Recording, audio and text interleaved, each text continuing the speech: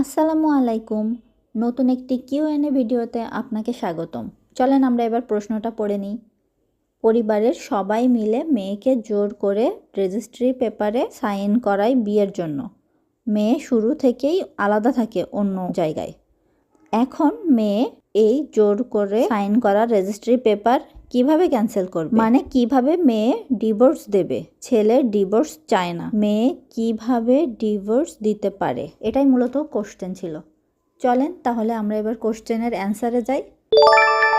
কাবিননামা বিয়ের একটা গুরুত্বপূর্ণ দলিল। আপনি সেখানে ইচ্ছায় সিগনেচার করেন বা আপনাকে দিয়ে জোর করে সিগনেচার করা হোক না কেন, আপনি কাবিননামা রেজিস্ট্রেশনের পর সেটা আর ক্যান্সেল করতে পারবেন না, কেননা সেটা একটা বৈধ বিয়ে হিসেবে বিবেচিত হবে বাংলাদেশের আইন অনুযায়ী।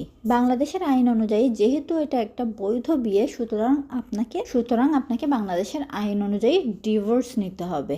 আর ডিভোর্সের পদ্ধতি সম্পর্কে আমার চ্যানেলে অলরেডি বলা আছে, তবুও আমি আবারও বলছি। ডিভোর্সের ক্ষেত্রে যেসব পদ্ধতি অনুসরণ করতে হয়, প্রথমে ডিভোর্স দেওয়ার পর ডিভোর্সের একটা নোটিশ ইউনিয়ন পরিষদের চেয়ারম্যান বা পৌরসভার মেয়রের নিকট প্রদান করতে হয়। এই সেম নোটিশের আরও একটা কপি স্বামী তালাক দিলে স্ত্রীকে এবং স্ত্রী তালাক দিলে স্বামীকেও প্রদান করতে হবে। উক্ত নোটিশ প্রদানের 30 দিনের মধ্যে চেয়ারম্যান বা চেয়ারম্যান কর্তৃক ক্ষমতাপ্রাপ্ত যে কোনো ব্যক্তি সালিসি পরিষদ গঠন করে দুই পক্ষের মধ্যে সালিসের বা মীমাংসার চেষ্টা করবেন। মানে তাদের মধ্যে যে বিবাদগুলো আছে সেগুলো যেন মীমাংসা করা যায়, এই চেষ্টাটা করা হবে। যদি এই প্রক্রিয়াটি ব্যর্থ হয়, তাদের মধ্যে যদি কোনো পুনর্মিলনের ব্যবস্থা করা না যায় বা বিবাদ মেটানোর কোনো ব্যবস্থা করা না যায়, তারা যদি মিউচুয়াল আন্ডারস্ট্যান্ডিংয়ে না আসে, তাহলে এই যে নোটিশ প্রদান করা হয়েছে এটার 90 দিন পার হয়ে গেলে বা 3 মাস পার হয়ে গেলে অটোমেটিক্যালি ডিভোর্স কার্যকর হয়ে যাবে। এটাই মূলত বাংলাদেশের আইন অনুযায়ী ডিভোর্সের নিয়ম।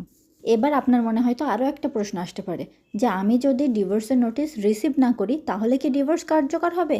উত্তর হচ্ছে হ্যাঁ, আপনি তালাকের নোটিশ বা ডিভোর্সের নোটিশ যদি রিসিভ নাও করেন, তাও 90 দিন পার হয়ে গেলে ডিভোর্স অটোমেটিক্যালি কার্যকর হয়ে যাবে। আপনি ডিভোর্সের নোটিশ রিসিভ করেন বা না করেন, আপনি ডিভোর্স পেপারে স্বাক্ষর করেন বা না করেন, 3 মাস পার হয়ে গেলে এক পক্ষ ডিভোর্স দিলেই ডিভোর্স কার্যকর হয়ে যাবে। এবার আপনি কি করতে পারেন? আপনি চান না যে আপনার স্ত্রীর সাথে বা আপনার স্বামীর সাথে আপনার ডিভোর্স হোক, সেক্ষেত্রে আপনি যেটা করতে পারেন, আপনি পারিবারিক আদালতে দাম্পত্য সম্পর্ক পুনরুদ্ধারের জন্য মামলা দায়ের করতে পারেন। কথা বলছি মার্জিয়া তাসনিম সাথী, অ্যাডভোকেট, ডিস্ট্রিক্ট অ্যান্ড সেশন জাজ কোর্ট সাতক্ষীরা। যদি আপনারা এই ধরনের আরও অনেক তথ্য জানতে চান বা আপনাদের মনে যদি আরও অনেক প্রশ্ন থাকে, তাহলে অবশ্যই কমেন্ট সেকশনে জানাবেন। ধন্যবাদ।